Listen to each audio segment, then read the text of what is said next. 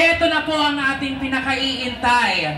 Isang babae, isang ate na may puso at malasakit sa bawat Pasigueño.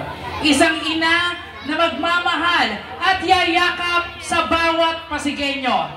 Barangay Santa Cruz, isang malakas na palakpakan may kasamang hiyawan, Mayora Ate Sara Vizcaya.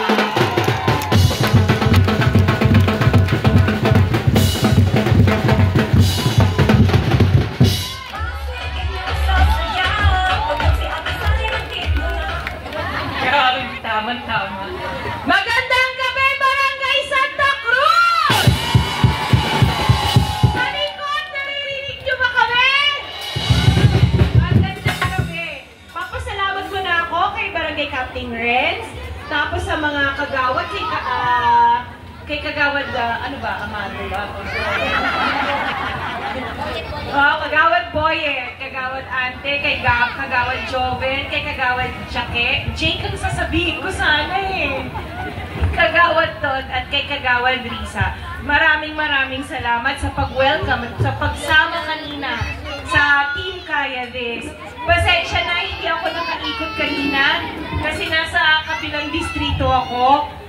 Pero balita ko, napakasarap daw mag-welcome at magmahal ang Barangay Santa Cruz. Siyempre, nandito mga kamag-anak ko. Diba yan? Si Tito Totong. Yan ang pinsan ng daddy ko. At siyempre, salamat kay Tita Remy. Palagi na sa office si Tita Remy, no? Maraming salamat. Anyway, nandito kami ng Team Kaya This. At siyempre, nandito din kayo nakikinig sa amin. Kasi, interesado kayo malaman kung anong kaya namin dalhin sa lamesa. Tama po ba? Ayan. Kaya kami nandito. Sino pala first time akong nakita? Konti na lang ba o wala na? Ay, lahat kilala na pala ang isang Ate Sara. So, happy vibes lang tayo para mamaya pag uwi nyo, maaalala nyo si isang Ate Sara, no? Ako si Ate Sara, may-ari ako ng St. Gerard Construction, mas kilala nyo, tama ba? Yung isang may-ari nun, yung aking better half, sorry, nabisaya ng kote. Better half si Kuya Curly. Hindi po totoo ang chismis na iba ang may-ari ng St. Gerard. Nandito talaga si Gerard, yung panganay kong anak, andyan, ayun. Yan. Siya si Gerard, patunay hindi totoo ang chismis. Anyway, ganito kami. Sino naka-attend ng medical mission dito? Kung nagbaba kami, sino naka-attend? O, diba? Libre po ba? May binayaran?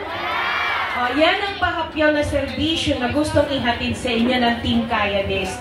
Libre na serbisyo. Kaya kami nangangarap ngayon na magpatayo ng isang 11-story na ospital sa ating lungsod.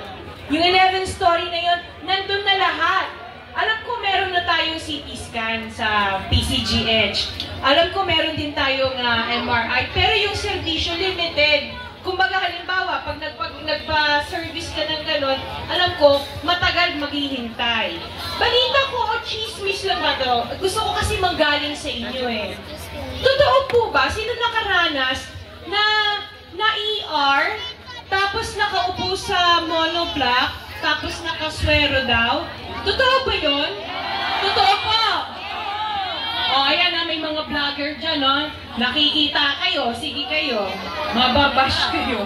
So, totoo po. No? Ayaw natin na ganun serbisyo. Siyempre, may sakit ka na, pahihirapan ka pa. Ayaw natin ng ganun. Ang gusto natin, as soon as pagdating nyo sa ER, aasikasuhin kayo kaagad ng doktor. May kama na naka-ready para sa inyo. Isa pa na gustong pangarap natin, kami nakipag-usap sa isang governor ng South Cotabato. Sa South Cotabato, zero billing. Wala silang binabayaran. Wala ding cashier. Yan ang isang pangarap natin na pwedeng mangyari dito sa Pasig. Na walang babayaran sa ospital, zero billing, wala din tayong cashier. Okay po ba yun? Para sa inyo. Kasi diba ang sabi ni Consi Richie, health is wealth. Dapat alagaan natin ang health natin kasi pag